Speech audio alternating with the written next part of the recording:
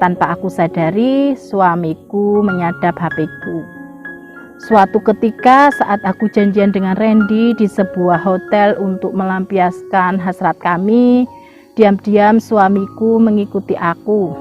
Saat kami baru saja memasuki kamar hotel, tiba-tiba suara bel pintu berbunyi. Dan saat aku membuka pintu, alangkah terkejutnya aku. Ya Allah, aku tidak meminta hidup tanpa masalah. Karena aku tahu itu tidak akan bisa. Aku hanya meminta hati yang sabar, hidup yang sehat, dan iman yang istiqomah, agar aku bisa kuat dan tabah dalam menjalani kehidupan. Open Diary.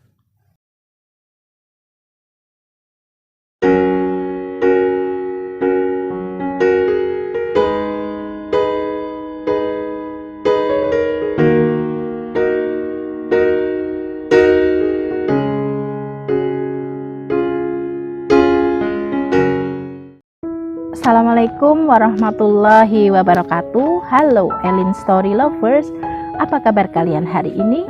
Pada kesempatan kali ini saya akan membawakan sebuah kisah yang dikirim oleh Mbak Putri di Jawa Tengah. Diary, sebut saja namaku Putri. Aku tinggal di sebuah kota administratif di Jawa Tengah. Awalnya aku ragu dan malu untuk berbagi kisahku di sini. Tapi aku sudah berpikir tidak ada salahnya jika berbagi pengalaman hidupku, dan aku sudah berpesan pada admin agar namaku dan tempat kejadian disamarkan.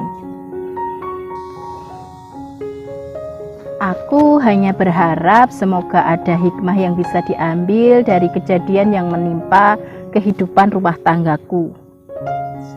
Diary, ujian terberat dalam rumah tanggaku terjadi sudah cukup lama, yaitu awal tahun 2018 silam.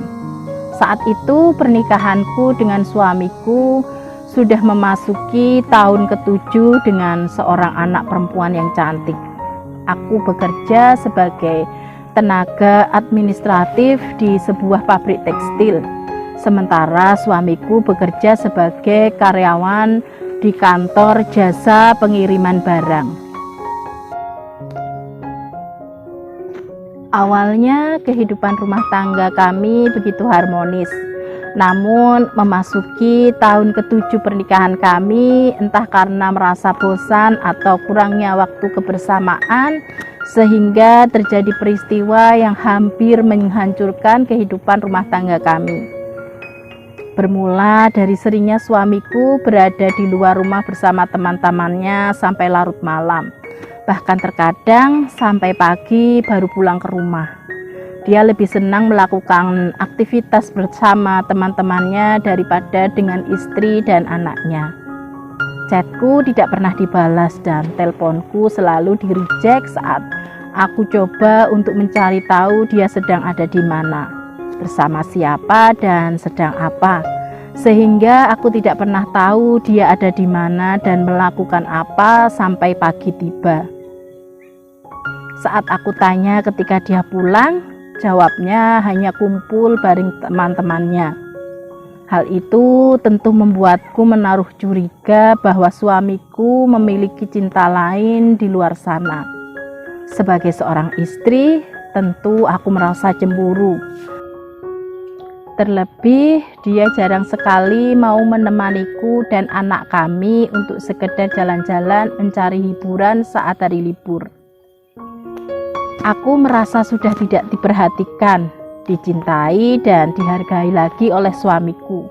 Dia tidak pernah mau tahu aktivitasku baik di kantor atau di luar kantor. Situasi seperti itu membuatku lelah dan bosan, sehingga dugaanku semakin kuat kalau suamiku memang memiliki wanita idaman lain di luar sana. Seperti yang pernah dikatakan teman kerja suamiku padaku saat kami tidak sengaja bertemu di sebuah swalayan. Diary, Aku hanya menangis meratapi nasibku. Meski ada anakku, namun aku merasa kesepian. Karena sebagai seorang istri, aku juga butuh belayan dan kasih sayang suamiku. Ternyata cobaan hidupku tidak sampai di situ. Saat suamiku sudah tidak peduli padaku, entah kenapa banyak lelaki yang mendekati aku dan minta menjalin hubungan denganku. Meskipun mereka tahu kalau statusku adalah seorang wanita bersuami, termasuk rekan kerja suamiku yang pernah bertemu di swalayan dulu. Hingga suatu ketika ada seorang lelaki teman kantor dari divisi keuangan mendatangi aku untuk suatu urusan pekerjaan. Sebut saja namanya Randy. Untuk memudahkan komunikasi dalam membahas pekerjaan, kami pun bertukar nomor HP. Seperti biasanya, hari-hariku masih aku jalani dalam kesepian karena suamiku sepertinya memang sudah benar-benar mengabaikan aku sebagai seorang istri. Untuk mengusir rasa sepi di hatiku, aku iseng membalas chattingan dari teman-teman lelakiku yang mencoba mendekati aku. Isi chatnya sebenarnya hanya rayuan gombal, namun aku merasa ada kesenangan tersendiri saat membalas chat mereka. Hingga akhirnya keterusan dan setiap hari aku chattingan dengan banyak teman lelakiku termasuk Randy. Kesepian di hatiku sedikit terobati meski hanya ngobrol dengan teman-teman lelaki melalui jalur hijau tersebut. Mungkin benar, setan membuka 99 pintu kebaikan, namun membuka satu pintu kejahatan yang mungkin masih terlihat baik oleh manusia yang sedang lemah imannya. Berawal dari keisengan tersebut, aku terbawa suasana dan jatuh hati pada seorang lelaki bernama Randy, yang tak lain adalah teman kerjaku satu kantor. Aku merasa nyaman saat ngobrol dengannya. Perhatian Randy padaku seolah-olah bisa menenteramkan hatiku yang selama ini terasa gundah dan hampa. Status Randy yang masih single membuatku berani melangkah lebih jauh, sehingga kami sering melakukan pertemuan di luar setelah jam kerja tanpa sepengetahuan suamiku. Kami sering jalan bersama, bercanda dan tertawa, saling berbagi cerita layaknya sepasang kekasih yang sedang dimabuk asmara, sehingga aku tidak lagi berpikir bahwa aku adalah seorang wanita yang sudah bersuami dan memiliki seorang anak. Dan setan pun semakin membutakan mata hati kami. Tanpa merasa berdosa, kami sudah beberapa kali melakukan hubungan suami istri di sebuah kamar hotel yang kami sewa. Aku merasa itu terjadi karena kesalahan suamiku yang sudah tidak peduli padaku dan menyia-nyiakan diriku sebagai istrinya. Dan sebagai bentuk balas dendam atas kecurigaanku pada suamiku yang sudah mengkhianati aku dengan memiliki wanita lain di luar sana. Diary, sudah hampir setengah tahun aku menjalani hubungan terlarang dengan Randy. Hingga akhirnya suamiku curiga dengan perubahan sikapku padanya. Aku sudah tidak perhatian lagi padanya dan perhatianku aku alihkan pada Randy, kekasih gelapku. Tanpa aku sadari, suamiku menyadap HP-ku. Suatu ketika saat aku janjian dengan Randy di sebuah hotel untuk melampiaskan hasrat kami, diam-diam suamiku mengikuti aku. Saat kami baru saja memasuki kamar hotel, tiba-tiba suara bel pintu berbunyi. Dan saat aku membuka pintu, alangkah terkejutnya aku, suamiku sudah berdiri di depan pintu kamar hotel dengan muka memerah menahan amarah. Tanpa bicara sepatah kata pun, dia menerobos masuk dan langsung menghajar Randy hingga babak belur. Tidak butuh waktu lama, suamiku yang pemegang sabuk hitam olahraga karate dengan mudah menghajar Randy hingga jatuh pingsan dan wajahnya lebam-lebam dengan mulut berdarah dan gigi depan patah. Aku terpaku sambil menutup mulut dengan kedua telapak tanganku. tanpa bisa mengeluarkan suara karena kaget dengan kejadian yang mendadak itu. Dan lagi-lagi tanpa bicara apapun, suamiku menyeretku keluar dari hotel itu dan membawaku pulang. Sesampainya di rumah, suamiku melampiaskan kemarahannya padaku. Namun meski sangat marah, suamiku tidak melakukan kekerasan fisik padaku. Dan memang selama pernikahan kami tidak pernah sekalipun dia melakukan kekerasan fisik padaku ketika sedang marah. Aku hanya bisa menangis dan berusaha menjelaskan apa yang terjadi dan alasan kenapa sampai aku mengkhianatinya. Aku bersimpu di kakinya sambil minta maaf padanya. Aku sadar aku salah, sudah tidak setia padanya, tapi aku juga punya alasan kenapa sampai berbuat seperti itu. Suamiku hanya diam sambil menahan emosinya. Aku antar kamu ke rumah orang tuamu, katanya singkat. Bapak, Ibu, maaf saya tidak bisa lagi menjaga Putri. Dia sudah selingkuh di belakang saya. Dia mengkhianati janji suci kami. Saya kembalikan Putri ke bapak dan ibu. Saya pamit, kata suamiku pada kedua orang tuaku tanpa basa-basi. Mendengar hal itu, kedua orang tuaku pun marah dan menginterogasi aku. Meskipun aku berusaha membela diri dengan 1000 alasan, mereka tetap menyalahkan aku. Tidak seharusnya aku berbuat hina seperti itu, terlebih kecurigaanku belum terbukti. Talak 1 dari suamiku sudah jatuh padaku, sementara anak kami di bawah suamiku. Katanya dia tidak ingin anaknya diasuh oleh seorang pengkhianat sepertiku.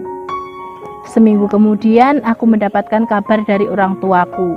Mereka menjelaskan bahwa sampai saat ini suamiku tidak pernah mengkhianati aku. Dia tidak memiliki wanita lain selain diriku. Orang tuaku mendapat informasi dari teman-teman nongkrong suamiku, karena salah satu dari mereka adalah anak dari teman dekat ayahku. Aku semakin merasa bersalah pada suamiku. Kecurigaanku selama ini ternyata tidak terbukti. Justru aku yang menjadi pengkhianat dalam ikatan janji suci kami. Nasi sudah menjadi bubur. Aku sungguh menyesal dan hanya bisa pasrah. Mungkin ini takdir yang harus aku jalani. Aku pun selalu berdoa semoga diberi jalan terbaik untuk kehidupanku selanjutnya. Aku sudah tobat dengan taubatan nasuha. Aku tidak pernah lagi merespon chat dari teman-teman lelakiku, termasuk Randy. Kecuali untuk urusan pekerjaan. Randy sendiri juga sudah tidak berani lagi mendekatiku. Namun selang 3 minggu kemudian, suamiku datang ke rumah orang tuaku. Dia menyatakan ingin rujuk kembali. Suamiku juga minta maaf padaku dan kedua orang tuaku karena selama ini sudah mengabaikan diriku dan anak kami. Tentu aku sangat bahagia dengan hal itu. Aku peluk erat suamiku dan dia pun membalas pelukanku dengan hangat. Kami berkomitmen untuk memperbaiki dan membangun kembali rumah tangga kami yang sempat retak, melupakan kejadian masa lalu yang pahit itu dan menjadikan pelajaran agar tidak terulang di kemudian hari. Dan sikap suamiku padaku pun berubah menjadi seperti awal-awal kami menikah dulu.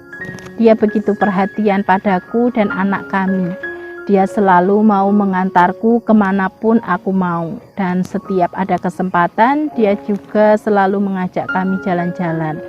Akhirnya kami menyadari setiap manusia memiliki jalan kehidupan dan perjuangan yang berbeda-beda untuk menjadi lebih baik. Meski kadang harus melewati ujian yang berat, bahkan sampai terluka. Namun tidak ada kata terlambat untuk memperbaiki diri selama nyawa belum berpisah dari raga.